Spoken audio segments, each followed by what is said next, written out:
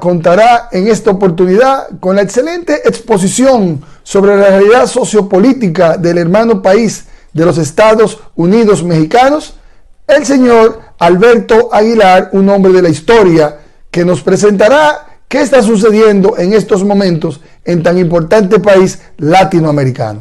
Mucho gusto en saludarlos. Soy su amigo José Alberto Aguilar Iñárritu, de México.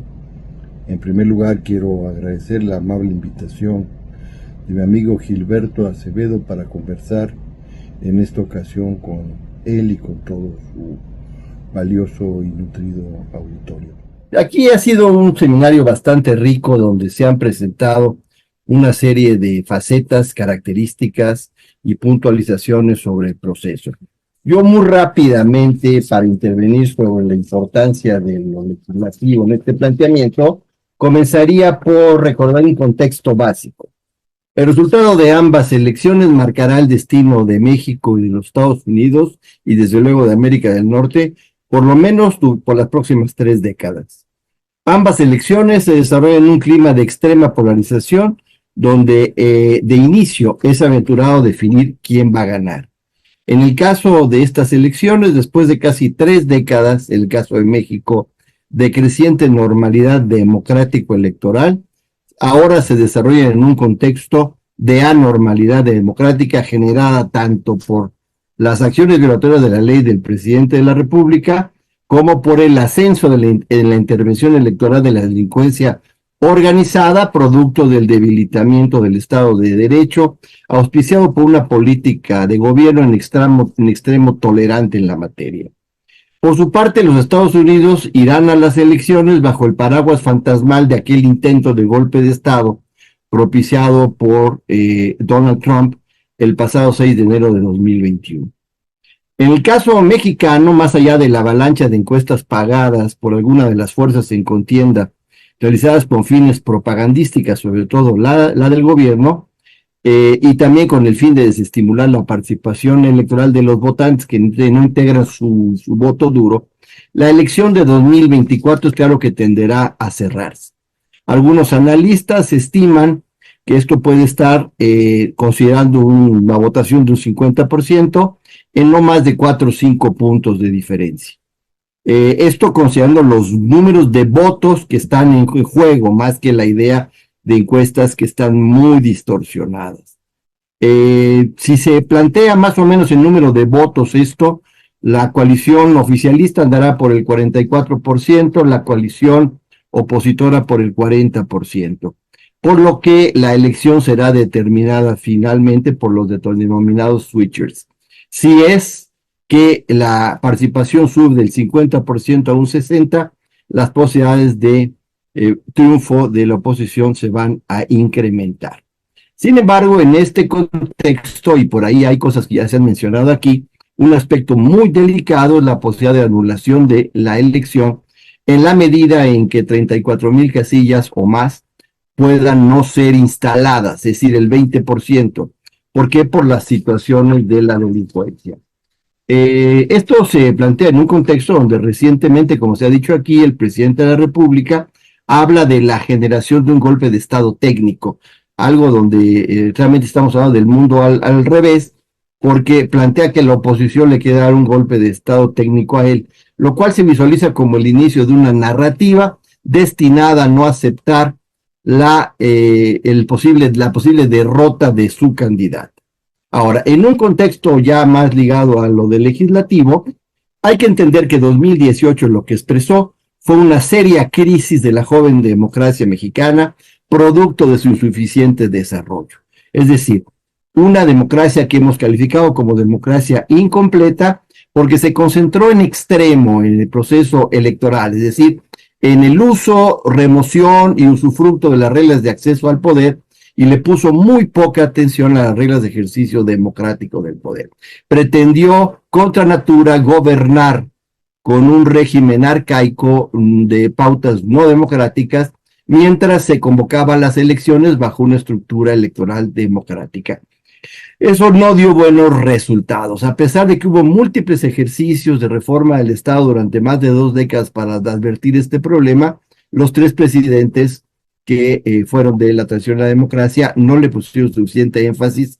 Y al último, en 2014, el presidente Peña abrió la posibilidad de los gobiernos de coalición con la reforma a los artículos 76 y 89, dando la posibilidad que el presidente en cualquier momento de su gobierno pudiera invitar a un partido más distinto al suyo para conformar gobierno y habrá el partido de la oposición. Un tema que todavía no termina de resolverse porque la ley reglamentaria de este proceso, que debe haber quedado en 2018, no se ha desarrollado, aunque hay múltiples iniciativas de la oposición, obviamente.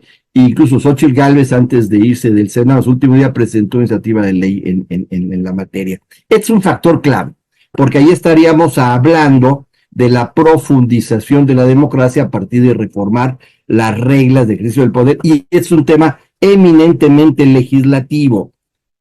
Cuando hablo de que se expresa una crisis, basta pensar en el colapso del sistema de partidos que se vivió en 2018 y que todavía no se recupera, buscando una salida. Los frentes amplios han sido una posibilidad, pero todavía no se consolidan. Y en estos últimos 5 años hemos tenido un proceso institucional de desmantelamiento de la democracia, lo cual nos está llevando al 2 de junio próximo a un referéndum entre dos propuestas de en qué país queremos vivir: un país regido por la autocracia o un país regido por la democracia. Pero independientemente de quién gane, es evidente que se perfila una profundización de la crisis política mexicana expresada desde 18 a 2 velocidades. Una lenta, si es que gana el partido oficialista y su candidata, que estará en la lógica de un proceso de contención del legislativo, porque se visualiza desde ahorita, y lo diré más adelante, que Morena no va a tener mayoría calificada en las cámaras.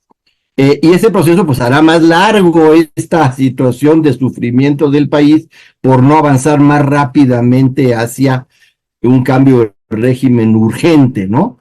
Y la segunda velocidad sería una velocidad rápida si resulta que la oposición gana, porque entonces tendría la imperiosa necesidad de construir un régimen de gobierno que le permitiera gobernar, valga la redundancia. Hay que entender que México, en términos reales, y esto suena chistoso, nunca ha tenido gobierno. Lo que ha tenido es un rey sexenal que se le da dinero y contrata personas, unas las premia, otras las castiga, y luego pasa la estafeta con mecanismos distintos al que sigue.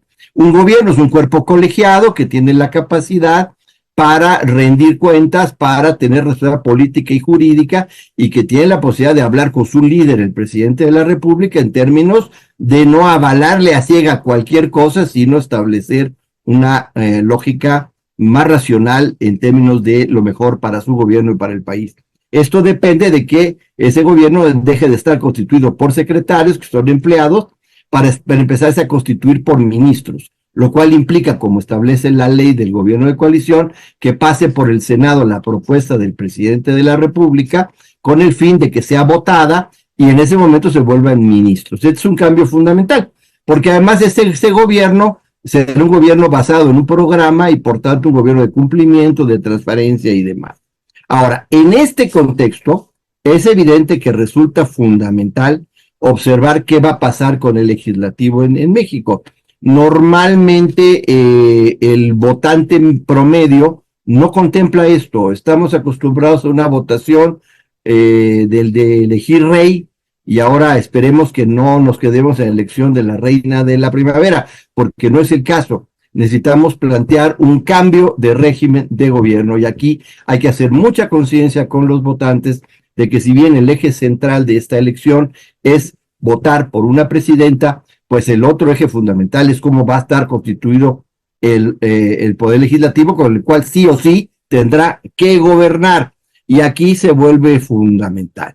Es decir, hasta ahora se perfila que Morena no va a tener mayoría calificada y puede que tampoco mayoría relativa, pero bueno, no es suficiente.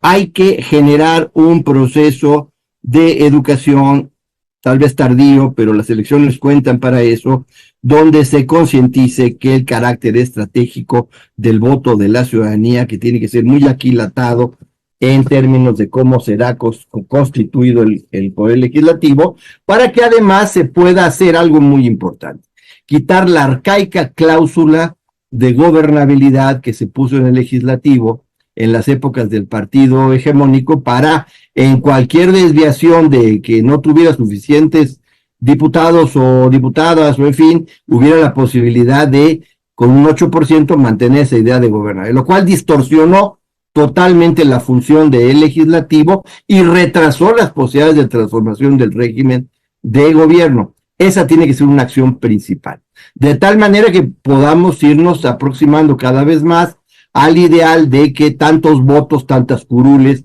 de manera muy transparente y podamos pasar a otra etapa. No quiero abusar de la amabilidad de Save Democracy y haberme vuelto a dar un espacio. Les agradezco mucho a todas y a todos y felicito a Save Democracy, a Marcela por su liderazgo, Miriam por su conducción y a todas y todos los participantes por una excelente jornada. Muchas gracias. Alberto, muchísimas gracias por tu participación y por poder regresar al evento. Te hago la pregunta que le he hecho a los ponentes de todas las mesas. ¿Qué mensaje en concreto les das a los jóvenes que nos están siguiendo en este evento y particularmente a los que votan por primera vez en un minuto, por favor? Un mensaje constituido de una definición muy concreta. Están ustedes ante la definición de lo que va a ser el país donde van a desarrollar su vida. Esta elección no es cualquier elección, es una elección fundamental. Entonces más vale que se lo tomen en serio, porque bueno, para mí también va a ser muy importante porque pienso en mis hijos y en mis nietos. Yo como quiera ya viví otra etapa, pero para ustedes es central. Lo que pase ahorita determinará lo que les va a pasar a ustedes. Y ojo, la única manera de frenar estas andanadas de no reconozco la elección y me dieron un golpe técnico, los narcos evitaron pues, poner casillas y todo lo demás, no es entrar en el miedo, es decidirse a participar con toda fortaleza, con toda precisión y hacer de esta la votación más copiosa de la historia del país, porque contra los votos, que es la voluntad y el derecho de la ciudadanía, ningún autoritarismo puede crecer. Ese es el mensaje que yo daría.